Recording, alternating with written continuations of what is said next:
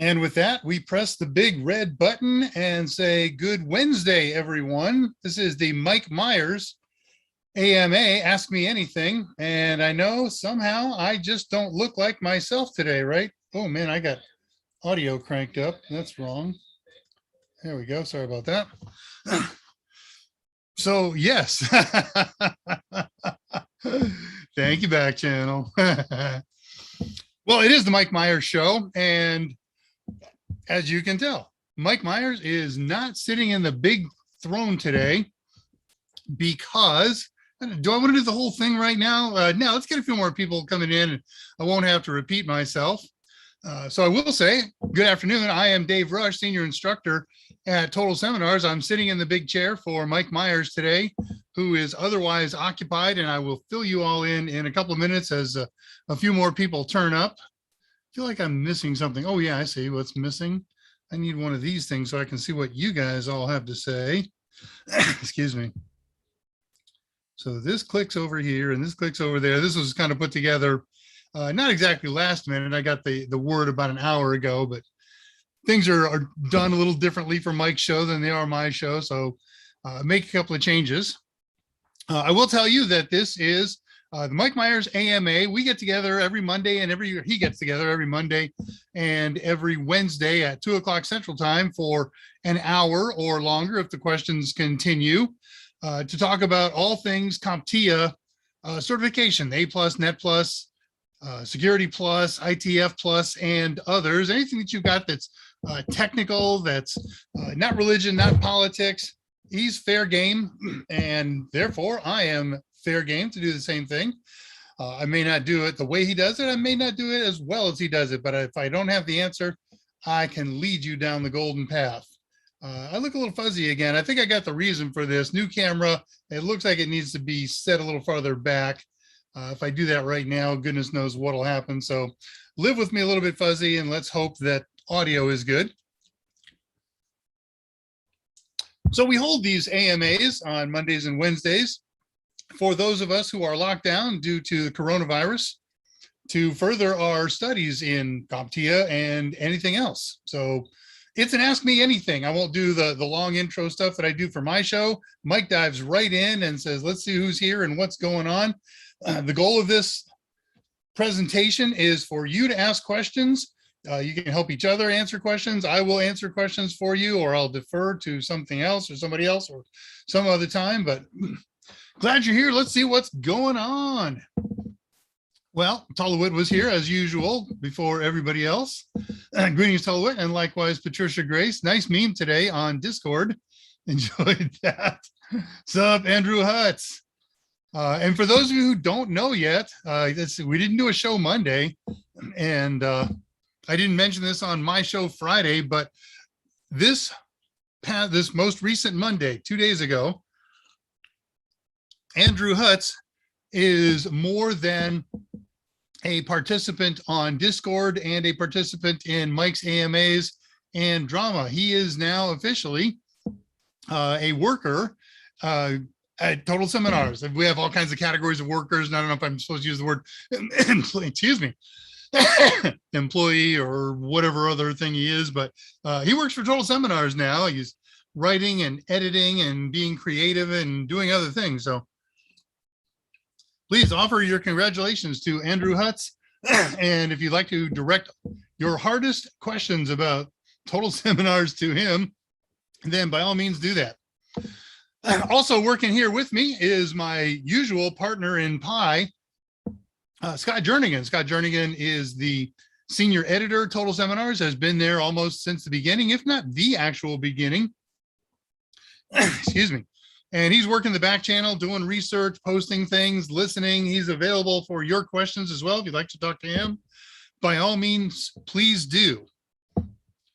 I'm sorry, I really ripped into something here on this drink, and it's iced tea. Let me try some water.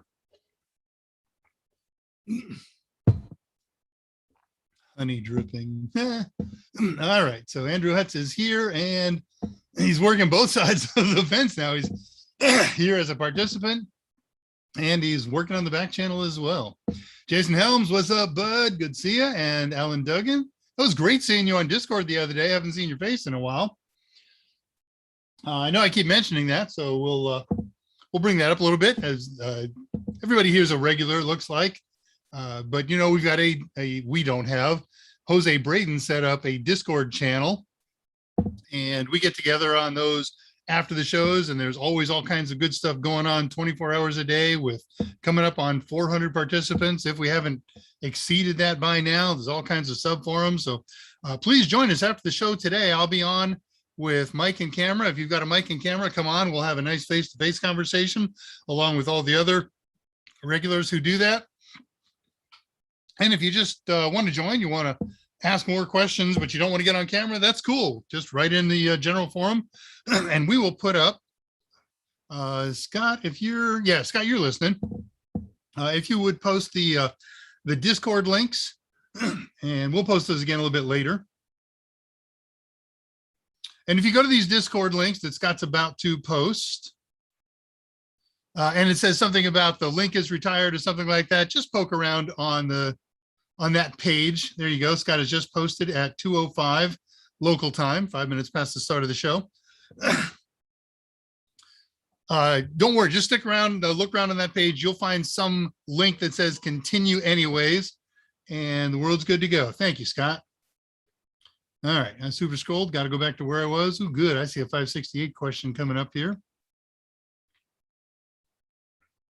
Okay, so I'm still back at the beginning here. Tulowit's in, Siegfried's in. Good to see you, buddy. Good afternoon. Hope all's going well. Gino Rodiger's here. You know what? I'm comfortable with that. Rodiger. It's either Rodiger or Rodiger. Okay. David Mohan, greetings, my friend. Starts off with the first question. What happened on Monday be considered as continuity of operations planning or business continuity planning? I don't know. What happened on Monday? Are you talking about the fact that Mike had a video problem? If that's the case, our plan on Monday was followed through. It's called, if we don't have the ability to get online, we won't get online. Simple enough. I had just gotten back off the road and wasn't prepared to do a show. And so we had planned for that contingency all along, which is to say, we're just not going to do a show. It was Mike's plan and decision, and so be it. We extended that plan a little later that said, if this should happen again, and it was possible because of several things that are going on, we'll have a contingency plan where myself and or Scott picks up the show and does it from that. So is that continuity of operations planning or business continuity planning? Well, this isn't a business model, right? I'm not losing customers if I'm not here. We're not selling anything. So no, this would not, I think, qualify as a business continuity plan. This is, you know, you can argue some of the niggly little syntax of that thing as far as, you know, technically, notwithstanding data, we don't need data for what we're doing here. This is a hot site. It's ready to go on a moment's notice. I can sit down in the big chair. There we go. I forgot to lower that. I'll change the lighting a little bit. And throw some switches and plug some things in and ready to go. So sure, I think that's probably closer to continuity of ops planning. But, you know, those terms are part of this NIST 800 framework that, you know, can marginally be shoehorned into this thing that we do here. But, you know, I don't think it's that it fits very well. It's kind of a round peg in an octagonal hole, not quite a square hole, but so you may call it whatever you choose. There's Scott checking in at 1:59. Hello, everybody. Welcome to Wednesday AMA. Mike Meyers pinch hitting today. Guest host Dave Rush. I think good phrase, Scott. Steve G is here. Steve G. Good afternoon, day chat. How's everybody doing? Looking to network with some Canucks. Well, if he hasn't already seen it, and if you haven't already seen him, I know Siegfried, there we go, is a up on, I believe he's up in Western Canada, maybe Alberta, somewhere thereabouts. Taco, I saw you online the other day. I was going to pester you about something that you were or weren't doing, but I let it go. So greetings, mi amigo Istvan Gogos. Okay. What? Jason, is it Friday? Yeah, I know. It kind of seems that way, doesn't it? Now you can tell it's not Friday because I'm not wearing a Hawaiian shirt. Yeah, Raz Wednesday. Who is you, Como? It's a rush week. Yeah, I suppose I'll get two appearances this week. I shall. You guys know that this is like old trivia. If you're a Trek person, Trekkie, Trek fan, wherever you fall in the spectrum, there's a great old story that all the Trekkies love to tell each other and repeat to each other. But back in Trek, the original series, I think the title of the episode is The Amok Time. Spock needs a woman. Scott needs a wife. And he and Kirk wind up in a battle to the death down on Vulcan. And the head of Vulcan to Pring to Paul. Yeah. You see her standing there and she's going to do a greeting to the crew, to Spot or something like that. And she's got her hands behind her back. And then when she comes up, she holds up the big salute and live long and prosper. But she couldn't do it. So her hands were behind her back and she was kind of fiddling with her fingers and trying to get them into the right position and then hold them there long enough to come up and do the salute. Okay, reading questions here. I'm passing 201. I shall.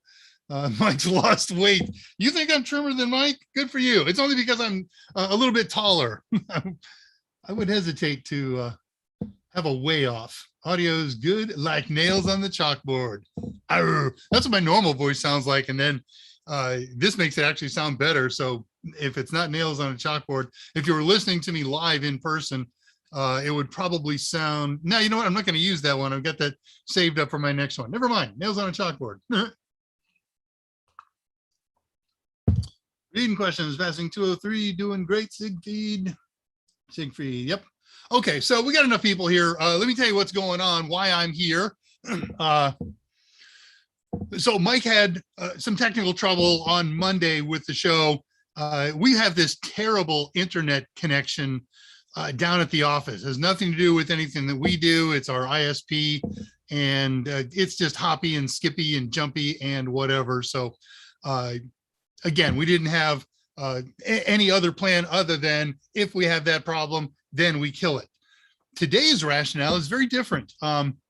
This is almost the end of August. And as we've kind of talked about in the past, book writing is a multi-phase thing. It's not sit down, write a book, hand it to the publisher and walk away. Nay, nay, I say.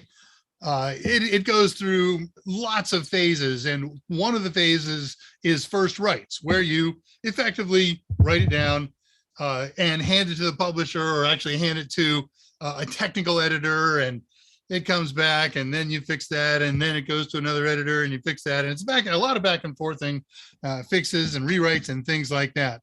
Well, we are 5 days or so away from completing the last of the first writes. Now it's not, okay, do this many chapters of first writes and turn them in, and then they'll all come back and then we start the next phase. No, this one has gone in and it's come back and now it's going out there, and then Scott and Mike are writing this one and it's going to go out while this one's coming back. And it's very much like herding cats. But there is a deadline and the guys are very, very close to completing it. And Mike looked at his schedule and said, I can't take an hour out of my schedule, or an hour and a half or two, or whatever it takes to do his show and make that first. Okay, so there we go. I got a back channel message. I'll tell everybody. So Scott and Mike and Scott are working like crazy to complete the last of the first writes by this Friday. They have to be turned in by this Friday. And so Mike said, not doing the show. Love you guys to death. Dave can do an okay job, fill in for my shoes. But what he's doing is of much greater value to you and the world than what I'm going to do here. So we looked at the investment and the return thereon. Scott is writing like crazy. He's finishing up a chapter today that just needs a little bit of what we call end matter, right? After you write all the text and stuff about it, then you got to write stuff in the end of the chapter, like, quiz questions and glossaries and indexes and all that happy stuff.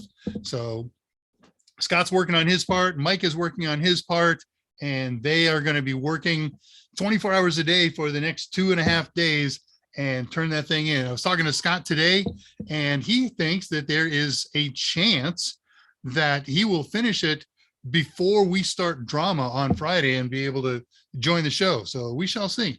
And if not, certainly by next week, because this stuff's all going to be in by Friday, and he's going to get a tiny little brain break before he starts getting the rest of those first writes back and editing them or fixing edits, whatever it's involved. 203 is Xerxes 78. So there is a 568A and 568B standard. Is there a 570 standard? I had a practice question about 570 and never heard of it. There may be a 570, but it has nothing to do with A+ or Network Plus. So you got to look at it this way.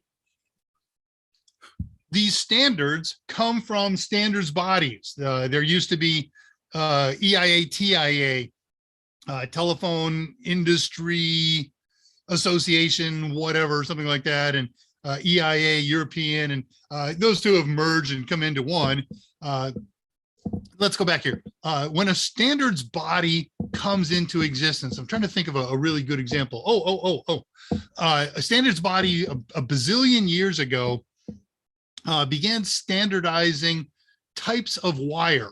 And there's a type of wire that if you studied, especially some of the old Network Plus stuff, there's a wire called coaxial cable, coax for short.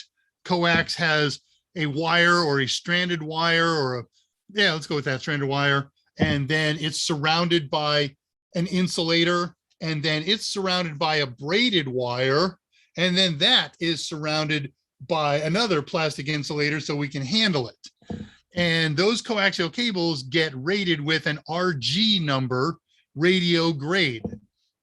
And so we talk about in Network Plus class and about 4 different RGs. There's RG8, there's RG58, there's RG59, there's RG6. Those numbers don't have any real technical meaning. Sometimes numbers do in certain standards, but not in this case.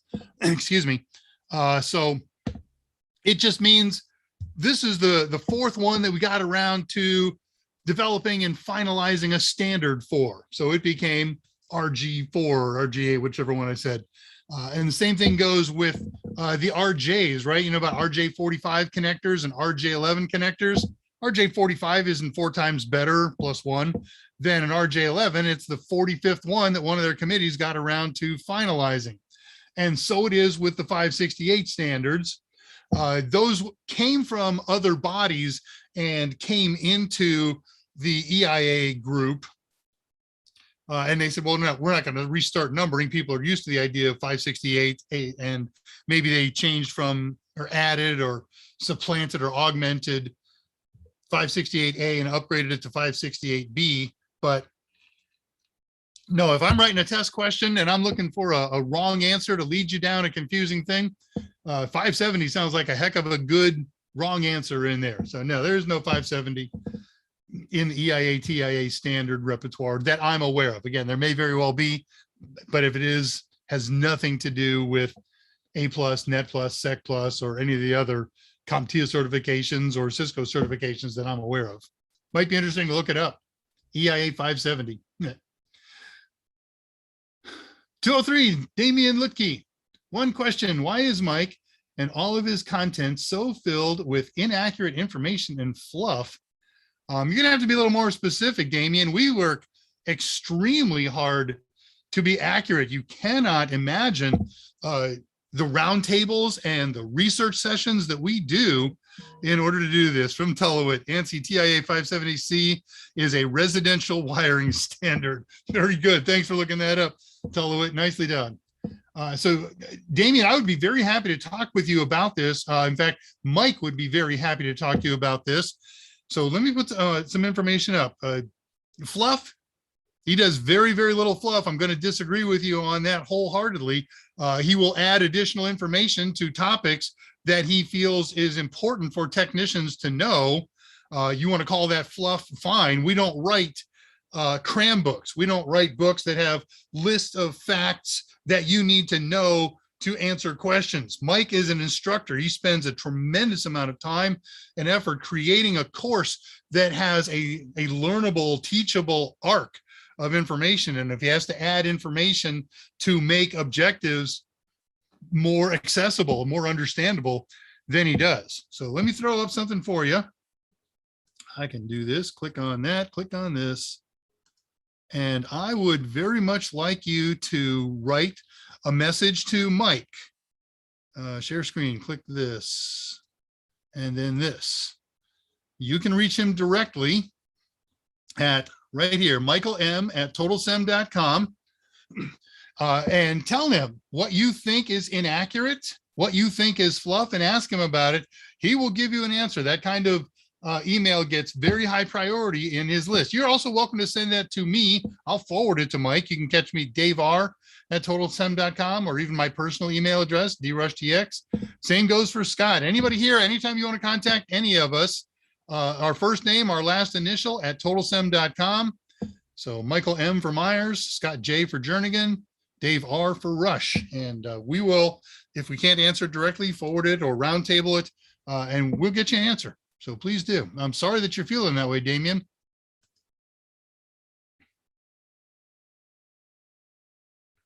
I do something like that, all my pages disappear. There we go. Oh, I'm not happy with that. Okay, now I'm getting happier. Okay, back in biz. So let me see, is there anything else that I missed there? It's a letdown for someone with his credentials. No, I wouldn't. What do you mean no need to answer? You can't throw out some bomb like that and not expect us to not answer. I want to hear further. Mike wants to hear further, and I ask that you please do a follow-up on that. Hey, Dr. Quinn, hello. Nice to see you too on Wednesday. Yeah, I know. It's unusual. Remedy, hey there, Mr. Rush and everybody in the chat. I was wondering how you keep motivation. It gets really hard for me to keep studying sometime. Right, that's tricky for a lot of people. Mike has a stock answer. Motivation comes from a couple different answers, and this is Dave's answer. One, the motivation of discipline. Okay, if you have something that you have to accomplish, then we all have to suck it up sometimes. Get up in the morning and say, create a schedule that you have to check off, and you've got to be committed to that, and you've got to be dedicated. I will study 1.5 hours of this material. And when I say study, I mean study it. I'm going to watch the video. I'm going to read the relevant section of the book. If I don't understand something, in addition to rewatching and rereading, I'm going to use part of that time to go and do independent research. I will find other sources and review that.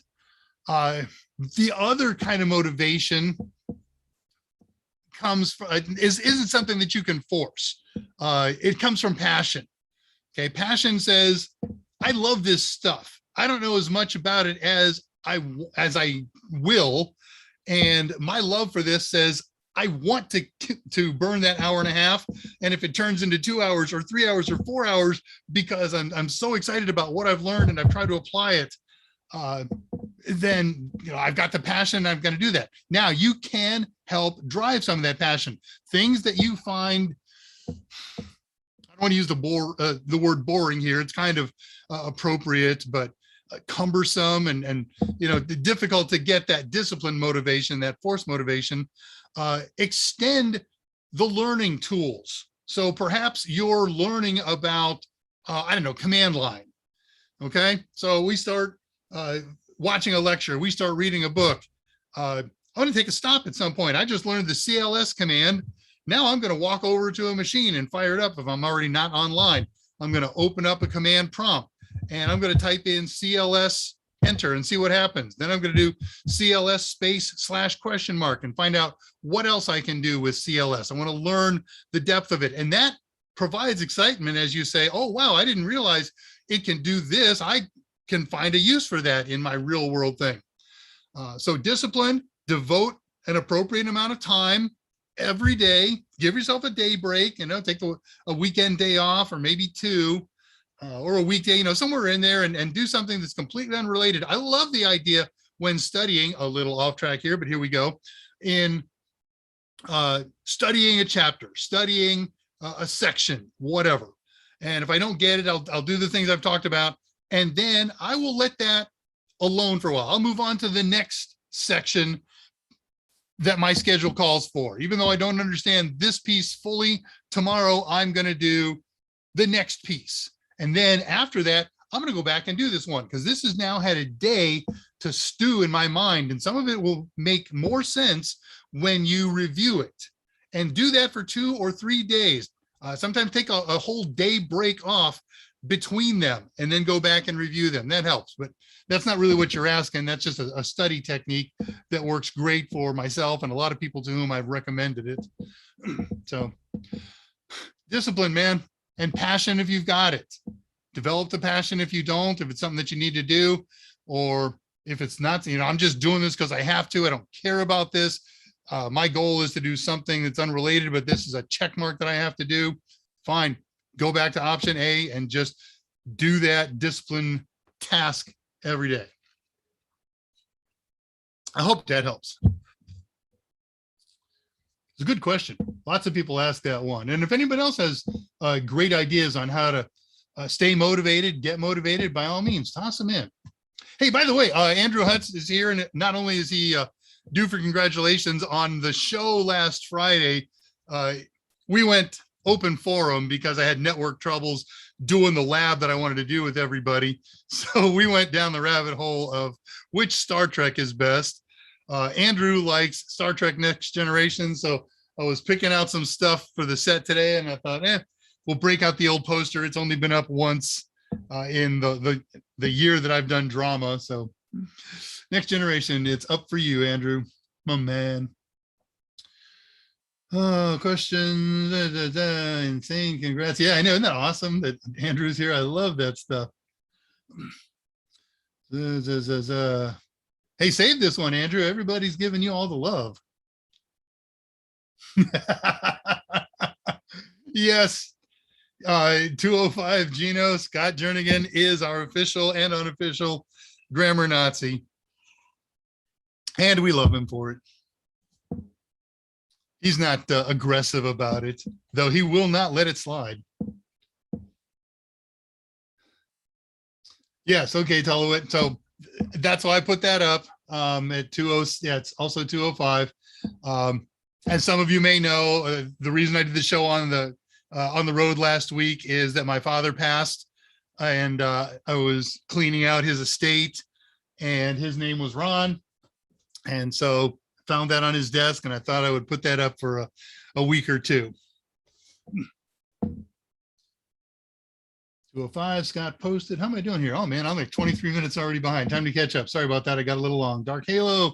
Looks like Mike forgot to wear his hat. Yeah, here. It's okay. Is that Mike? And need a little more of a goatee thing, but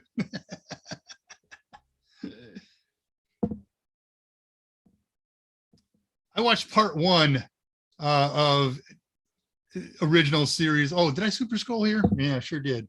That's what I get for looking backward. Oh my goodness. All right, I really got to get caught up, and so I shall.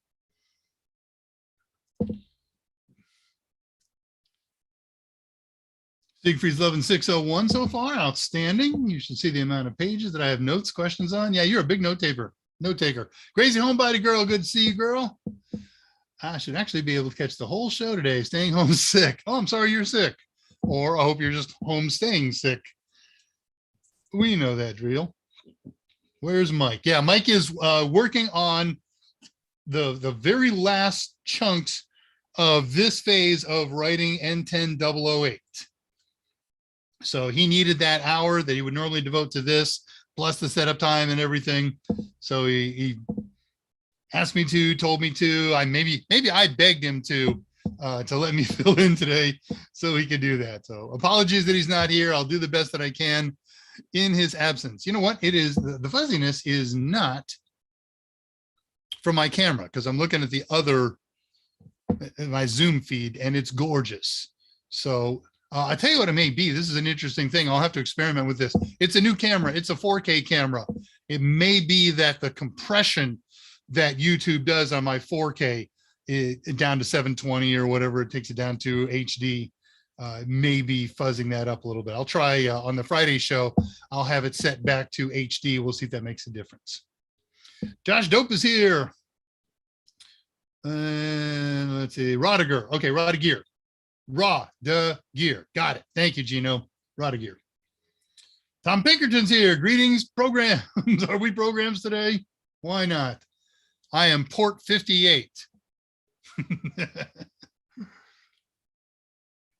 It's an older code, sir, but it checks out. Nice. Very good. I was going to let them pass, authorize them, whatever it is. Disaster recovery planning failure. Okay. I don't think it was a failure, Scott. It was intentional. So no failure, but it didn't have the ideal outcome. Can Nmap consume a lot of bandwidth? No. It listens. It doesn't generate content. It doesn't generate packets. So no, it just listens. Doesn't generate a lot of bandwidth. What's up, Ulysses, my man? How you doing? Yeah, I know, Ulysses. Mike's not here today. He's working on completing critical stuff. You already hear. You heard me say it. I'm gonna check one of these days. Ulysses always calls Scott uncle. Hey, thanks, man. Scott, I did roll those terms. Has anybody experienced with Proxmox? I have seen it discussed on the Discord channel. So if anybody checks in here about that, poke into Discord after the show. We've posted the link up at 2:05, and we'll do it again before the show is done. I know somebody over there has played Proxmox and discussed it a little while back. I have not. Tapao, thank you. Yeah, I know. I always saw the Tapao thing and said, okay, she sings too. Tom Pinkerton, I believe losing weight during COVID's illegal. I think that was an executive order at some point. We are required to put on weight. Sold. Thank you, man. 15 pounds since COVID. I haven't lost any since my initial 40, 43, something like that. And I have just been absolutely falling off the wagon in the last couple of weeks with all my travel. When I go on the road, I have no discipline. I eat wrong. I don't exercise. I don't do my workouts. So I am actually on schedule to get started again tonight. And I know that I will have lost some capacity.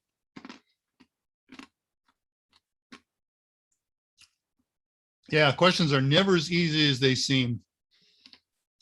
It's easy enough to make questions, but to make questions that fit good educational criteria questions, that's a time-consuming and thought-provoking exercise.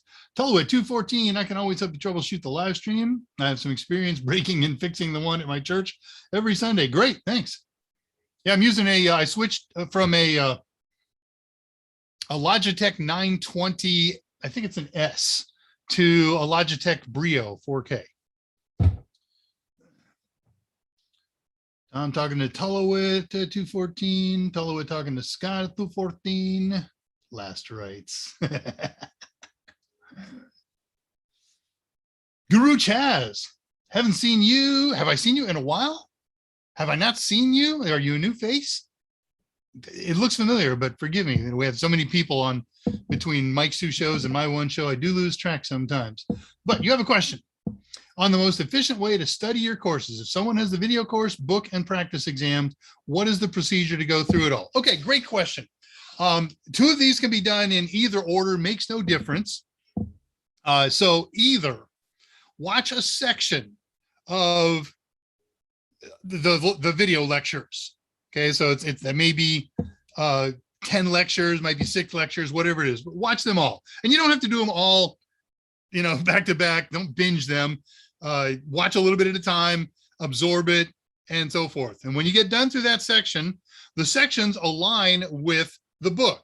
So you'll find a similar chapter. And what the difference is the lecture is the highlights of the stuff that we know is on the test, the stuff that Mike thinks is important to add emphasis and some background to, and the stuff that Mike wants you to know to be a good tech that may or may not be on the exam. Now, CompTIA says in order to take a given exam, you should have a certain amount of experience. They want you to have a year's worth of hands-on PC troubleshooting experience before you go take the A+ exams. Well, that's not always possible for some people. And that's part of Mike's philosophy. And when he writes a book, he says, I'm going to write a book that if somebody couldn't get any hands-on experience, we're going to teach an equivalent amount of knowledge.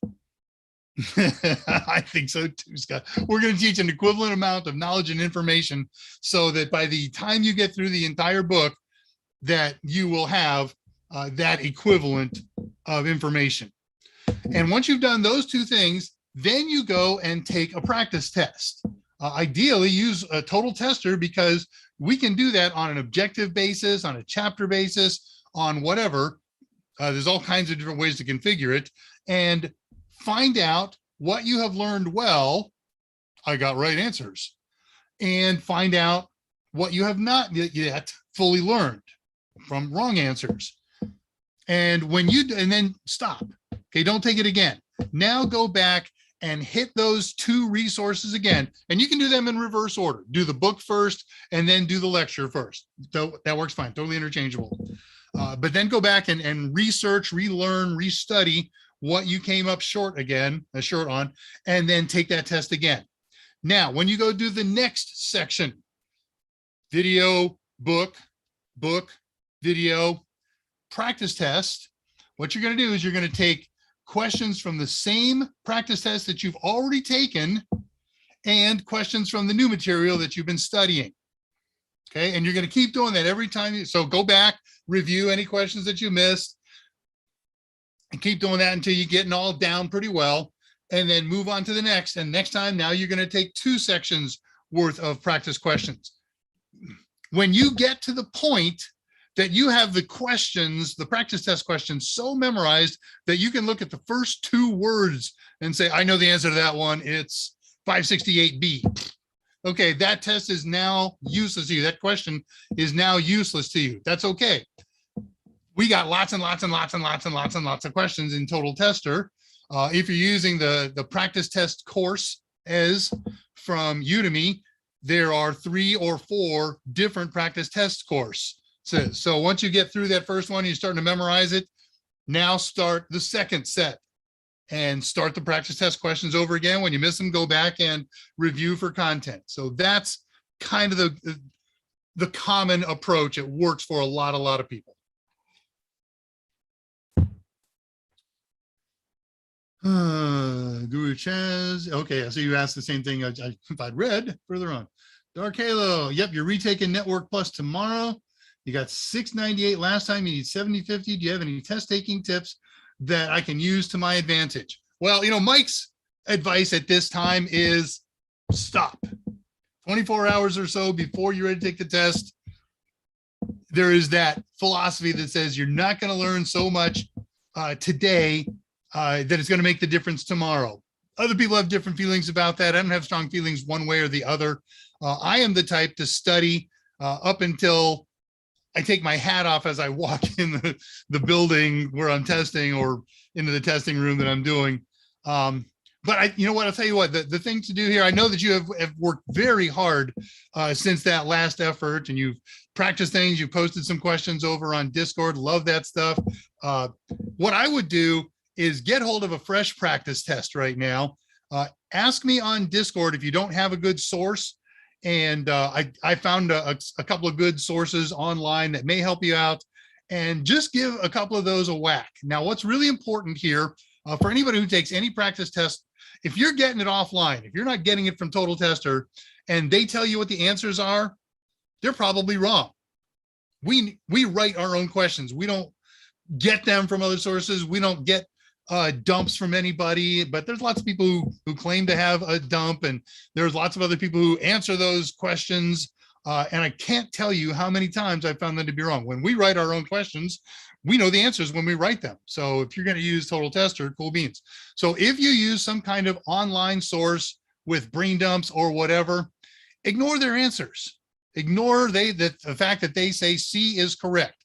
What you want to do, and what anybody who's studying any practice test wants to do, is look at all the answer choices and understand why you believe this answer is wrong, why this answer is right, why this answer is wrong. And if you don't know the answer to that, that's what you study. Okay. Look at all the answers. If it's real obvious to you, or if you're pretty sure, cool, pick that answer and move along. If you get one of those, it's got 4 choices and 2 of them are totally hanging you, or 3, stop, go research those answers and see how they fit with the test. The other thing with all CompTIA tests, keep it simple. Okay, answer the simplest answer, right? Answer with the simplest answer that answers exactly and only what the question asked, without adding your own mentalized conditions or assumptions. If you look at an answer and say in your head, well, that answer is true if the technician, as soon as you say if, you're adding a condition that's not explicitly stated. Dump that. Okay. You look at the answer. Does it exactly match? Is it the simplest answer that's reasonable? Is it the best answer of those 2 that look, yeah, this could be right, this could be right, this one is more right than that one? There you go. That's my advice on test taking, CompTIA tests, and most other tests. Good luck, man. 700 is so close. That typically means you probably missed about 5 questions. CompTIA doesn't tell us how much a question is worth, so we can't swear to that, but based on everything that we've seen over the many, many years, we tend to think that a multiple choice question is worth about 10 points. So probably missed just about 5 questions. And if it's not too late, it's probably too late, but get that report that shows the list of topics, domains, and subdomains that you missed, and brush up on a few of those. All right, good luck. Okay, Tallwood posted the 570. Thank you. Residential wiring and telecom and 47 pieces to it all. Thank you, Tallwood. Yeah, the 570 TMI standard, Patricia. Outstanding. All right, I'm going to hustle through these so we can get caught up. Right. It's not a white TLDR. I'll go with that. Choco Tacos talking to Guru Chaz. Tallwood talks to Scott. Skip. Xerxes. WGU recently adopted Cert Master for their curriculum, which sucks. And their question was about the 3rd wire for 570. Wasn't any material. Maybe that's something, some other certification that they offer as part of their program, and you got to know something about residential wiring. Not you've moved out of my bailiwick now. I speak CompTIA certs and tests. So yon. Pressure makes diamonds. Yep. Hey, good answer, David Zentera. Scott always says heat and pressure make diamonds, but a year ago, they started making diamonds at room temperature, artificial, of course. What career did you get with Linux Plus? That's backward, David Mohan. You don't search for a career based on a certification. You look for a career that you want to pursue and find out what certifications are appropriate for that career.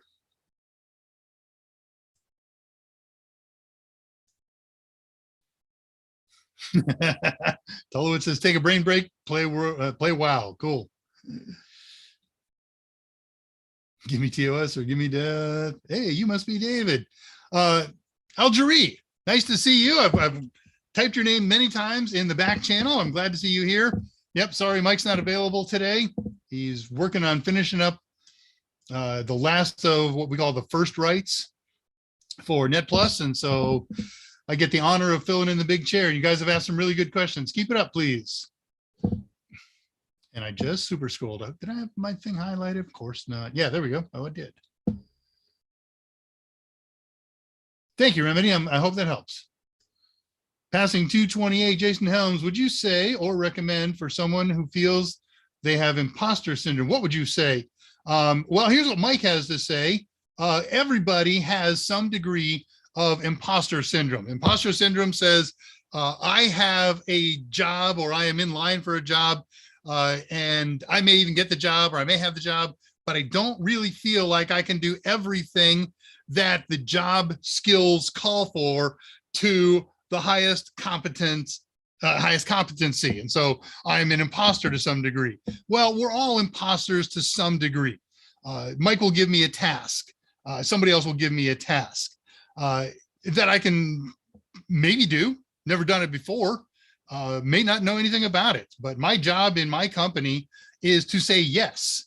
And if it's something that I've never heard of, or I have little familiarity with, first of all, I tell Scott or Mike or whoever is bossing me that week and say, look, I haven't done this before. If you have any input and some suggestions on how to get started or how to do the job, cool bananas. And otherwise, I'll take a look at the job and I will start researching it. And once I have a rough idea of what I'm trying to accomplish here, then I'll report back. Okay, here's what I'm learning about doing this task. And based on that, here's my estimate of when I'll complete it. And one of the things that happens to me is, heck, I just started one of those projects a week or so ago, utterly no idea. So stared at it for a while and poked at it and came up with an approach and a technique, and I got a time ETA on it. And then something happens. Hey, wait a minute, what if I do this? Well, now my time ETA is going to be a little quicker. And this is working out really well because I just got a note from somebody in the company that said, when are you going to finish that? And I said, well, okay, here's the current ETA. And they said, good. I have another one of those projects for you. Wonderful. I am now qualified to do that project. I can do it a lot faster than when they first said, and it will probably improve and get high speed, relatively speaking, as well. So step number one, be honest. Okay, you got the job, or you're going to get the job, and nobody who's interviewing you expects you to know everything about all of the skills and all of the tasks that you're going to have to do in that. Well, I haven't done that before, but I've read about it, or I will read about it, and I'll be brushed up and I have some confidence. But yeah, we're all a little bit imposters, and the solution is to not be an imposter. Learn to do the skills and the tasks that are expected of you, or discuss with your boss and say, you know, maybe there's a better approach. Maybe somebody else is better. But you got the job, man, or you're going to get it. Okay. So sorry. Condolences. Thank you very much. Appreciate it. What makes your Friday show interesting to check out, man? We are focused on using Raspberry Pis on my Friday show. Here's one. It's got some junk hanging off it. I got a super cooler fan on there and a USB stick. But what the goal of the show is to use Raspberry Pi computers as tools to facilitate learning whatever certification you're working on. We use these things as tools in A+ and Network Plus and Security Plus. We make, you got to learn everything you need to know about ports of email servers. You know what helps you learn the ports of an email server? Build an email server, configure the ports, and then build a client and configure the ports and make them access that. So we try to do that. Sometimes we get a little bored with just tying everything to that. So we'll do other projects that are just pure fun or pure necessity. Okay, we've done classes on how to work and live in a Linux environment. This week's show is going to be what last week's show was supposed to be. We had network problems in my father's house. We're going to learn how to clone a drive. So there's a micro SD card buried in here. I don't have long enough fingernails to pull it out. But let's say that I've built this micro SD card to be a template for 15 other Raspberry Pis that I want to create. Well, that might take 2 hours. It might take 3 hours, it might take more. What would be really cool is if I could plug in a micro SD card reader into the USB port, plug in a micro SD card, and then clone the little micro SD card that's my master template from there to here. That takes 20 minutes and off and running. I can do 10 or 15 of those in an hour or two, and we're off and running. So we're doing cloning of micro SD devices this week. Not tightly tied to many CompTIA objectives, but it is a little bit because we talk about cloning drives for mass distributions in A+.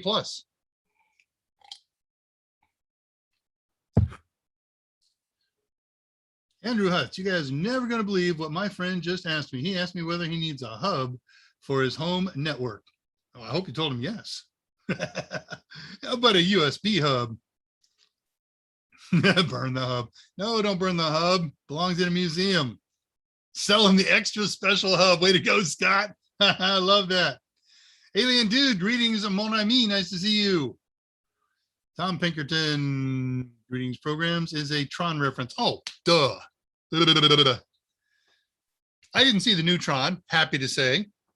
I glanced past it a couple of times and said, no, now I'm happy to say. But you're exactly right. I told him to get a decent home router with built-in modem and never, ever buy a hub. Oh, we're going, okay, good question. I will get that when I get to Jason's question, because I have an answer for that.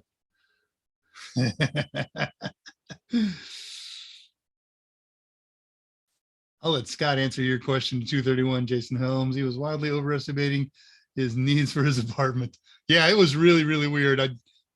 I think maybe the ISP sold him more than he ever needed because he was getting public IP addresses on every device that I plugged in. It was really weird.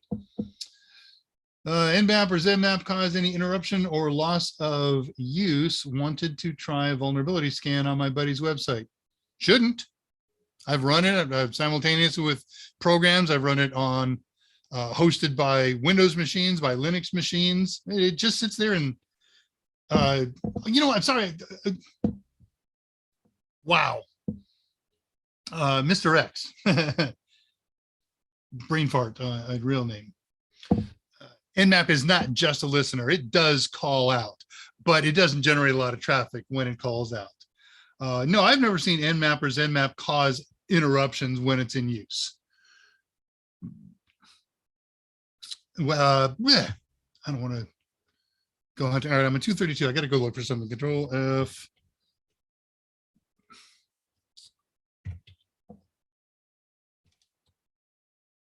David Mohan, I answered your question wrong. And I apologize for that. It's not a 100% listener. You wrote Nmap and I had in my head Wireshark. So sorry about that. So Nmap does generate traffic, but it doesn't generate a lot. It's computer, host, X amount of threads per time. But they're ping requests and they're other short command requests. They're not huge. So no, I still stand by my assertion that it doesn't generate a lot of traffic or cause performance.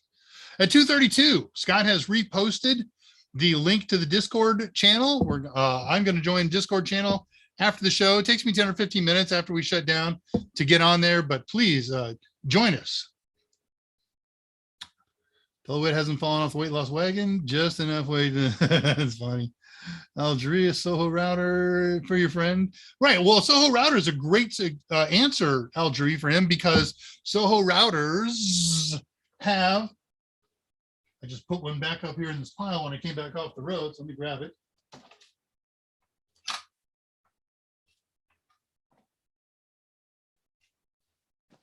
Usually have a built-in 4-port switch. This is an old router, but all modern routers do the same thing.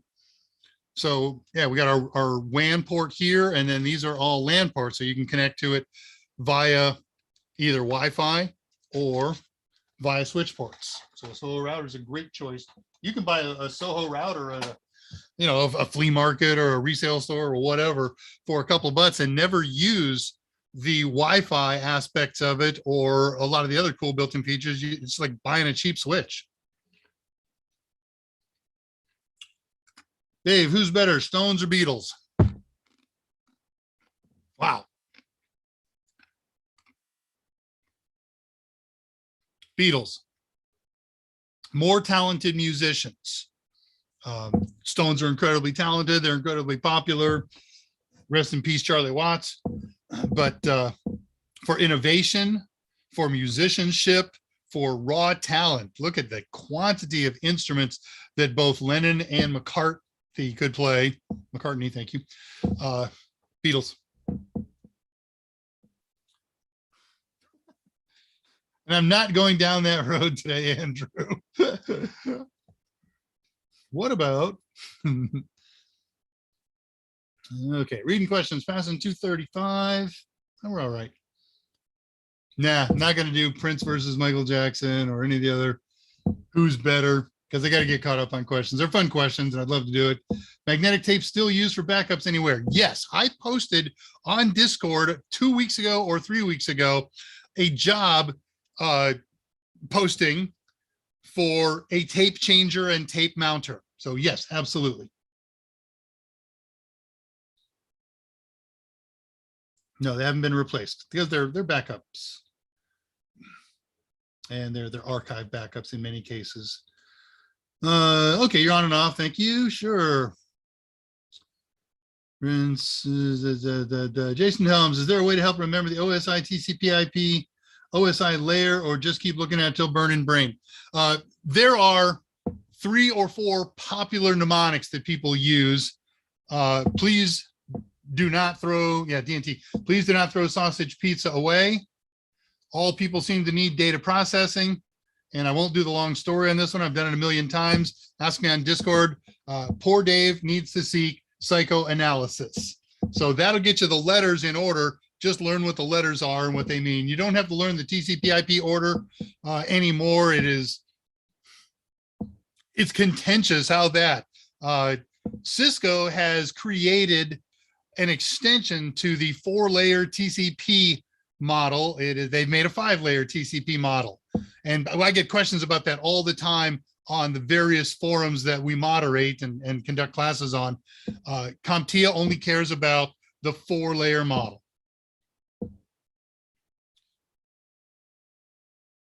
I would love to do a long answer to that one.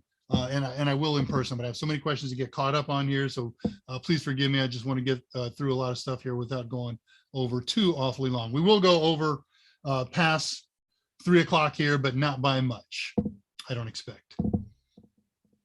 Reading past questions, 239. If we're on Discord, I could give your question the proper snarky answer, Andrew Hutz. Right, Scott is the musician here among us. So he's got a much stronger opinion and probably more valid one than I. So basic questions, don't overanalyze them. Absolutely. Don't overthink, don't overanalyze. Keep it simple. Oh, thank you for your wise advice. As always, you're a lifesaver. I'll message on Discord for practice. That's good. We'll get that taken care of. And I sent that message. Never mind. I'm not going to do that. Okay, Tom Pickerton, Dave, we need to focus on the big 3, CompTIA certs, A+, Net+, Sec+. What do you think about the other certs value in terms of helping you pursue a specific IT career? As I said to the other person who asked, David Mohan, certificates are not a path to a career. I don't get this certificate and say, oh, okay, I've got Linux Plus, therefore I should pursue a career in Linux administration. It's all about the career that you want and then selecting the certifications that are appropriate for that career.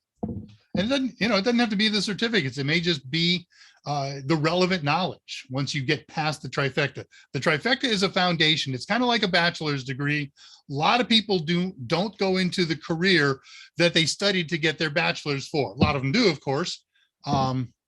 Got to tell you, when I was an airline pilot, I sat next to a lot of people with a lot of funky degrees, and while there were a percentage of them who had aviation degrees, often from aviation colleges and universities, we had a lot of other degrees sitting in flight decks. My degrees are physics and electrical engineering. I have no aviation degree, but that skill set translates pretty well into be able to understand how planes fly and how engines work. And so the trifecta is a discipline. Number one, it shows that you can study and complete certifications as necessary. And number two, it lays down an IT technical foundation that says, I have something to build on. So best I got.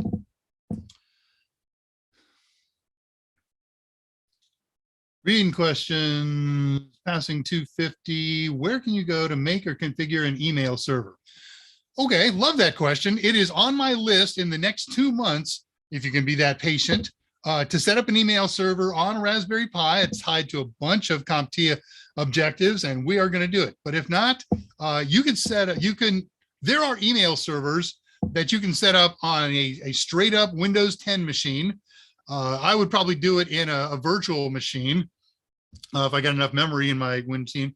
And I would probably do it on a Linux machine, because Windows just isn't a robust platform for running an email server. It will run one. And if you're just talking about setting one up because it's, I want to learn how to do it, and I'm not talking about running a 50-person or more organization on it, yeah, cool bananas. So if you just use your favorite search engine and how to make my own email server, you're going to find a million things. But if you stick with me for the next 8 weeks or sooner, we're going to do an email server on Raspberry Pi. Hey, we're getting near, we're past 3 o'clock. And it is my job and Scott's job to remind you of something lovely. Discords. Discords. I was on the Discord page in my notes here. Come here, you. Discounts are back. And I haven't even looked at this week's discounts, so we'll look at them together and see what they are. Share screen, click this. So AMA specials for this week, available only to those of you who watch these AMAs. We don't advertise this anywhere else. Scott just posted what I've got up on my screen here. AMA specials this week, 50% off ebook and total tester bundles. So they're 2-item bundles, and we have them available in A+, Net Plus, Sec Plus, Cybersecurity Analyst Plus, Pen Test Plus, and Amazon Web Server Analyst Associate. I can never memorize it. Scott will put it up. He always does.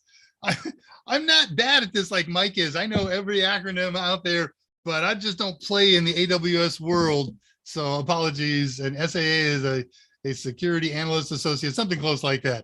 Anyways, you go and pick up these bundles and any other loot that makes you happy at www.totalsem.com. When you're ready to check out, use this code 82321. That is the US mode of displaying address dates. So it's August 23rd, Monday of this week, 21. And that code will get you 50% off these bundles, not the other products that you put in your basket. It's good for this Sunday, through this Sunday, August 29th. We got discounts and they're pretty darn good. And do it soon too. I know we've had this one on for a couple of weeks. Certified Solutions Architect Associate. Thank you, Scott. Scott knows all, and he does. Okay, how we doing here? There's not too much left. I'm about caught up. If you got any other questions, pile them up now. We're going to answer whatever's up there and whatever comes up. And at that time, we're going to wind things up here. Send in the clones. 250. Hey, speaking of clones, what do you think of Star Wars prequel trilogy? Again, love to go down that road, but I'm so far behind on questions, Andrew. I'm going to hold that off. But we didn't mention the other day in the shows we love Mando, man. Love Mando. Sorry, I haven't interacted much this elbow. Trying to root my phone without rooting it. Root it without rooting it, huh? Okay. Right. Pay no attention to that stuff behind the curtain. It's my bookshelf, and I got a lot of techie toys back there. I super scrolled. Oh, okay, good. We didn't there. I'm not too far behind.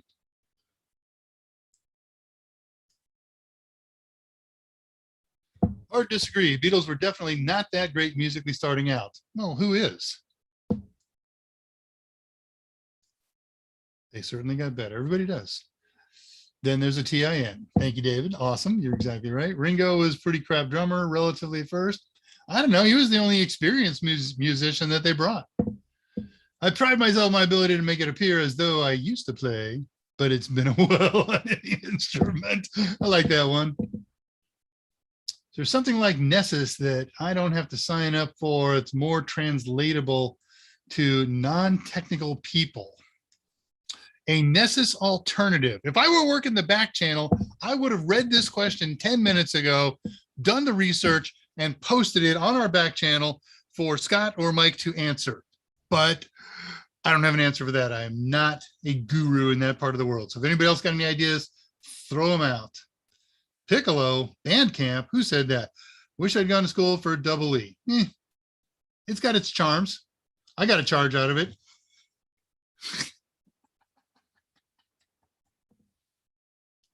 I can play I used to play the recorder. Nice. I was online early this morning looking for some harmonicas, and I decided, not to go the Hohner route, but to get a real honest to goodness couple of pro grade harmonicas, Suzuki, Lee Oscar. So I have 2 songs that I'm working on, and they call for harmonica. Harmonicae, is that plural for harmonica? Scott will say no, and then he'll look up and say, oh my gosh, it is. Recorder and piccolos are different. Yes, they are. Piccolo is a standard finger woodwind. Jason Elms, 8 weeks. Well, I've been with you all this long. Okay, great. Thank you, Jason. And again, 8 weeks is my planned worst case. So at 3:02, Scott posted the link for the bundles and the code, not the link, but yeah, there's a link there too. Cool, everything. Hard to do a double E degree remotely. All degrees are done remotely now, dude. My kid, sophomore and junior last year, did 100% of his classes, including all of his engineering classes, remotely. Yeah, project time, you got to do hands-on. Dave Rose, what are your thoughts on the Tesla bot? Hello, Dean Oden. I have no idea. I don't know what the Tesla bot is. Perhaps Scott will back channel something on that, and I may not have thoughts on it, but then I will know what it is. Or you could post, what's the Tesla bot? Sorry, that one's out of my bailiwick. David. That's funny. One of the guys around here has a stock joke about drummers. He said, what do you call the a guy who hangs around with a bunch of really talented musicians? A drummer. Hey, caught up here. Good. All right. Well, we're winding up at the end. There's one thing I didn't do that Mike does, perhaps 2 things. I didn't have answers to every question that got thrown out. Sorry about that. And I didn't do a contest because I don't keep Total Tester up and running on my machine, and it's hard to replicate what he does. So I'll do my own thing. It's coming up on 10 after. We're going to wind up the show here in the next couple of minutes. We've got drama coming up in 2 days. On Friday, we're going to do cloning your devices. It's an easy thing. I'm not even doing it from notes. I might make 1 or 2 notes. So when I get done with it, I won't have an archive, a notes archive for everybody to download. You won't need them. It's so simple. It's create your template, do whatever you want with it, plug in your media that you want to clone. And by the way, your template doesn't have to be on a micro SD card. It could be on anything. Plug in whatever you want to clone it to. And then Raspberry Pi operating system has a built-in clone utility. I accidentally learned about it one night when I was working till midnight at the office and just couldn't get home. So I'm going to work on this thing. And wow, I was trying to create a bootable device besides a micro SD without following instructions. And so I said, what happens if I clone this bootable micro SD card to whatever I was using at the time, flash drive or USB external device, and then pulled the micro SD, powered it, and it booted up perfectly from the other external USB device I had. He said, Andrew Hudson, he says he's autistic. I understand I don't understand that he's autistic. I thought he had something else, not Parkinson's, ADD maybe, whatever. I'm not here to discuss celebrity afflictions, whatever they may be. Xerxes, talking to CLB. Number one, if you have masters and need to refresh, maybe just some Sec Plus study material. Maybe, oh, did I miss a question from CLB? Let me see. Control F, CLB. There it is. CLB number one. What you recommend? Oh, I missed that. I'm sorry. Way back at 306. What you recommend as for security certs to study first with someone with no experience, but have a master's in cybersec? Yeah, I would start with looking over the objectives. You can download those from CompTIA.org. And then with your background, you should probably pick up one book, the Passport book, the Security Plus Passport book. It's just the facts that you need to know, a little bit of background on some of the heavy stuff or on some of the stuff that people don't do on a regular basis, but need to know for the exam. And with that, you and your background have enough information to pass on to somebody who has no experience, I would think. Take a whack at that. All right, anything else popping up here? He claims because he's autistic. Okay. Is Elon Musk the closest thing to real world Tony Stark that we have? Yeah, probably.